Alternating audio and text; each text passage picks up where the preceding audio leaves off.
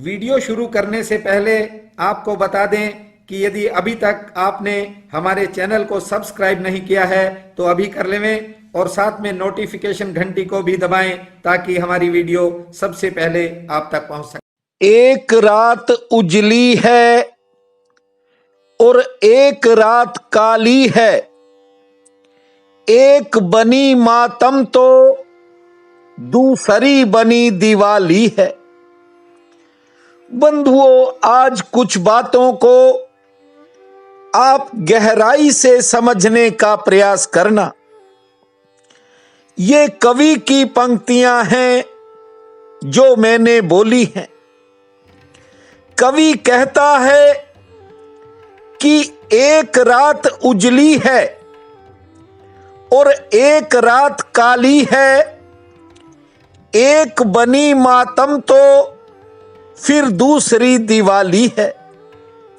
ठीक से समझें, ये सारा अस्तित्व तो एक है, लेकिन आदमी का मन हर जगह दो कर देता है। मन ऐसे ही है जैसे आपने कांच का प्रिज्म देखा। कांच के प्रिज्म से सूरज की किरणों को गुजारो। एक किरण प्रिज्म से गुजरते ही 7 हिस्सों में बट जाती है, 7 रंगों में टूट जाती है। ऐसे ही तो इंद्रधनुष बनता है। बंधुओं, आपने आसमान में कई बार इंद्रधनुष बनते देखा होगा। इंद्रधनुष हवा में लटकी हुई पानी की बूंदों के कारण बनता है। हवा में पानी की बूंदें लटकी होती हैं वर्षा के दिनों में, और सूरज की किरणें जब उन पानी की बूंदों से गुजरती हैं, हवा के मध्य में लटकी हुई पानी की बूंदें प्रिज्म का काम करती हैं। सूरज की किरणें 7 हिस्सों में टूट जाती हैं और आप देखते हो आकाश में एक सुंदर इंद्रधनुष बन गया। ऐसे ही आदमी का ये मन है। मन हर चीज को दो में तोड़ देता है। मन से कोई भी चीज गुजारो, वह दो हो जाती है। थोड़ा समझिए, मित्रता और शत्रुता एक ही घटना के दो नाम हैं। कभी कोई आपको मित्र लगता था, आज वह दुश्मन दिखाई पड़ता है। कभी कोई बुरा आदमी लगता था, आज वह अच्छा दिखाई लगता है। ये आदमी का मन है और मन की आदत है, क्योंकि मन दो कर देता है। एक रात उजली है, एक रात काली है, एक बनी मातम तो फिर दूसरी दिवाली है। ये तो कवि ने कहा है मन के बारे में, लेकिन बंधुओं, निज धर्म कहता है थोड़ी सी समझ रखोगे तो कोई भी रात काली नहीं होगी। कभी आपको मातम दिखाई नहीं पड़ेगा, हर रात दिवाली बनती चली जाएगी। बस थोड़ा अपने विवेक को जगाना है, अपने होश को प्रयोग में लाना है। मैं देखता हूं बहुत से फोन आते हैं, जिनमें से कुछ फोन अटेंड नहीं हो पाते, और जब भी मैं कभी उन्हें सुनता हूं तो वे शिकवे और शिकायत करते हैं, आपने हमारा फोन नहीं उठाया। आप प्रतिदिन मुझे सुनते हो और मेरे गले की हालत भी देखते हो, लेकिन फिर भी उस करुणा निधान भगवान की कृपा से आपके चरणों में उपस्थित हो जाता हूं। बस थोड़ा समझने का प्रयास किया करो। ये संसार है और हर कोई अपनी इच्छाओं के बारे में बात करता है। हर किसी को कुछ न कुछ चाहिए। जीवन जोड़ भाग में बीत रहा है, लेकिन कहीं भी मन को शांति नहीं है। बंधुओं, जीवन के हर क्षेत्र में मानवीय रिश्तों की गरिमा को समझना चाहिए और आपसी समझ और सामंजस्य का विकास करना चाहिए। जब तक आपकी विचारधारा विकसित नहीं होगी, किसी भी क्षेत्र में काम करने वाले व्यक्ति को सुख नहीं मिलेगा, खुशी नहीं मिलेगी। पुरानी बात सुनाता हूं। एक महात्मा के यहां एक शिष्य आया। उसने कहा कि मैं आपके चरणों में रहकर कुछ दिन आध्यात्मिक ज्ञान प्राप्त करना चाहता हूं, कुछ साधना की तरफ बढ़ना चाहता हूं। आप बड़े ज्ञानी हैं, मैं आपके पास रहूंगा। महात्मा ने कहा, कोई बात नहीं। महात्मा ने आश्रम में सभी तरह की जो सुख सुविधाएं थी वो उसको प्रदान करवाई, दिलवाई, और वह वहां रह करके आध्यात्मिक ज्ञान सुनने लगा। लेकिन बंधुओं, ये जो सुख सुविधाएं हैं ये इंसान को कहीं और ले जाती हैं, ये मेरा निजी अनुभव है। महात्मा जो था उसने देखा कि उसने क्या आध्यात्मिक ज्ञान लेना था, वह तो वहां के नजारे लेने लगा। अब महात्मा तो महात्मा ठहरे। उन्होंने निर्देश दे दिया भिक्षुओं को, जो वहां का मुख्य था, उसे कहा कि इसको अब थोड़ा सुख सुविधाएं कम दो, मोटा भोजन और मोटा बिस्तर दिया करो। उसकी जो विशेष सुविधाएं थी वे सारी बंद कर दी गई और उसे कुछ ऐसे कामों में लगा दिया गया जहां मेहनत ज्यादा होती थी। अब जानते हो आप, उस व्यक्ति की खुशी को ग्रहण लग गया। वह थोड़ा खफा खफा खिन्न रहने लगा। जानते हो ऐसा क्यों हुआ? उसने कभी रूखा सूखा अन्न खाया ही नहीं था। वह तो मखमली नरम आरामदेह बिस्तर पर सोया था। यहां आने के बाद भी उसे सब तरह की सुविधाएं मिल रही थी, लेकिन जब वे सुविधाएं छिनी तो उसका आनंद कम होने लगा। उसे लगा कि उसकी शांति कहीं दूर हो गई है, गुम हो गई है, मानो छिन गई हो। उदास रहने लगा और उसके मन में फिर से महत्वाकांक्षाएं जागने लग गई। उसके मन में तरह तरह के विचार उठने लगे।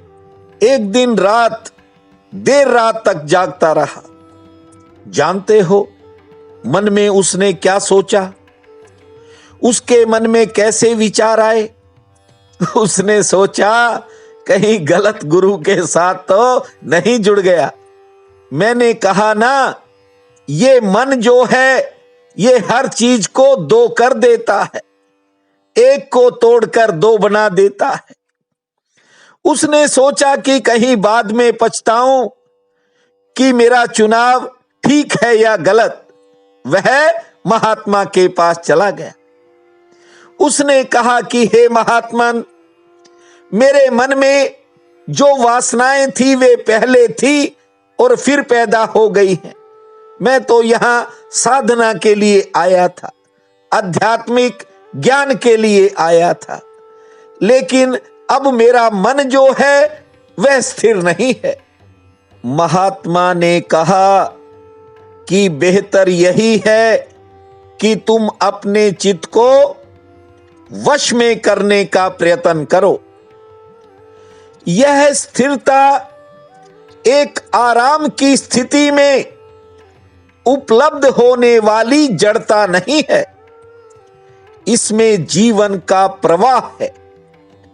हर स्थिति के साथ सामंजस्य बनाने की क्षमता है। बार बार कहता हूं और निज धर्म भी यही कहता है कि शांत हृदय से उन्नति की जा सकती है। धैर्य और प्रतीक्षा से अनुकूल फल लग सकते हैं, लेकिन इंतजार तो करना पड़ेगा। फोन न उठा, कोई बात नहीं, आप प्रतीक्षा करनी सीखो।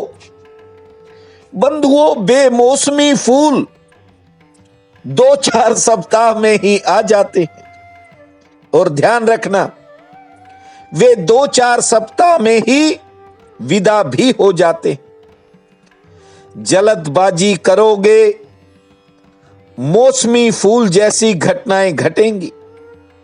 इधर आई उधर गई। बेमौसमी जो फूल हैं उनसे तृप्ति नहीं होती। यदि आप चाहते हो कि आकाश को छूने वाले वृक्ष आपके भीतर पैदा हो जाएं, जो बादलों से बात कर सके, चांद तारों के करीब हो सकें, तो बस फिर थोड़ा धैर्य बनाए रखें। थोड़ा ही नहीं, अनंत धैर्य बनाने का प्रयास करें। जिंदगी में बड़े खुशी के फूल खिल सकते हैं। आज मार्गशीर्ष शुक्ल पक्ष की त्रयोदशी है। रविवारी प्रदोष का व्रत रहेगा। बहुत बड़ा पुण्य काल है। उठते ही धरती मां को प्रणाम करना, उन्हीं हाथों को अपने सिर पर फेर लेना, 3 बार लंबी श्वास लेना और 13 बार ताली बजाना। फिर हरे पेड़ पौधों को पूरे भाव से निहारना, सूर्य नारायण भगवान को मीठा जल अर्पित करना और दोपहर के बाद एक समय भोजन करना। शाम के समय भोलेनाथ के समक्ष घी का एक दीप जलाना। भूमा भोले भूमा भानु, हरि का नाम मैं हर पल जानूं। बड़ी ही प्यारी प्रार्थना है। भूमा भोले भूमा भानु, हरि का नाम मैं हर पल जानूं। इस प्रार्थना को पूरे 7 बार करना, कोई नया काम बनेगा। प्रिय बंधुओं व मातृदेवी शक्तियों, आज 27 दिसंबर दिन रविवार है। आप सबको मेरा नमस्कार है। आज का राशिफल इस प्रकार है। मेष, किसी जरूरी काम में आपको किसी का सहयोग मिल सकता है। आमदन के लिए दिन सामान्य रहेगा। कोई नई योजना दिमाग में आएगी। आमदन सामान्य होगी। दूसरों के काम आपके किसी काम को प्रभावित कर सकते हैं। सजग रहने की जरूरत होगी। वृषभ, आज मन में कुछ नए किस्म के विचार पैदा होने का योग है। आमदन के लिए हालांकि दिन ठीक रहेगा। आज किसी के साथ कोई मुलाकात होगी, फायदे में रहेगी। कार्य क्षेत्र में थोड़ा काम का दबाव रह सकता है। मिथुन, घर परिवार को लेकर मन में कोई नई चिंता जाग सकती है। किसी मित्र से मुलाकात होगी। कारोबारी सितारे ठीक हैं। सेहत पक्ष भी ठीक है और दोपहर बाद समय में बदलाव होगा। कर्क, रोजगार से आज आपको फायदा ठीक मिलेगा, लेकिन मन में किसी के प्रति आपकी सोच बदल सकती है। खान पान के प्रति सचेत रहें। दिन थोड़ा उतार चढ़ाव वाला रह सकता है। सिंह, किसी काम को लेकर मन में उत्साह पैदा होगा। किसी के प्रति मन में दया भावना आएगी। आमदन के लिहाज से दिन ठीक रहेगा। हाँ, किसी चर्चा में समय लग सकता है और किसी बिगड़े काम में सुधार का योग है। कन्या, कोई अपना ही व्यक्ति निराश कर सकता है। यदि कोई लेन देन से जुड़ा काम है तो उसमें राहत मिलेगी। हाँ, किसी विशेष मुलाकात से आपका हौसला बढ़ेगा और कोई सहयोग मिलेगा जिससे रुके हुए काम में गति आएगी। तुला, आज अचानक किसी जरूरी काम में सफलता का योग है। आमदन के लिहाज से दिन ठीक रहेगा। गृहस्थ संबंधी थोड़ी बहुत चिंता बन सकती है। अपनों से मिलन का भी योग है। वृश्चिक, कारोबारी सितारे आपके पक्ष में रहेंगे, लेकिन फैसला सोच समझ करके लेना। कोई रुका हुआ काम बन सकता है। मेहमान आ सकते हैं। सेहत पक्ष थोड़ा नरम है। कोई नया खर्च भी होगा। धनु, समय थोड़ा उतार चढ़ाव वाला रहेगा, लेकिन आज किसी काम में सुधार भी होगा।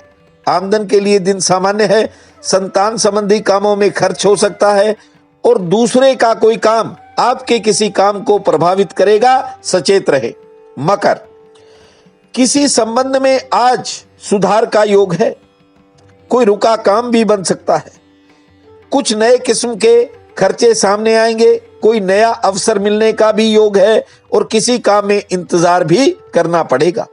कुंभ, कार्य क्षेत्र में आज आपको आसानी से काम निपटते हुए दिखाई देंगे। हालांकि दिनचर्या थोड़ी भागदौड़ वाली है। अपने किसी खास व्यक्ति की चिंता मन को घेरेगी। से ठीक रहेगी। कारोबार से लाभ भी ठीक होगा। मीन, आज कुछ कामों में आपको इंतजार करना पड़ेगा। इंतजार के बाद आपको आपका काम बनता दिखाई पड़ेगा।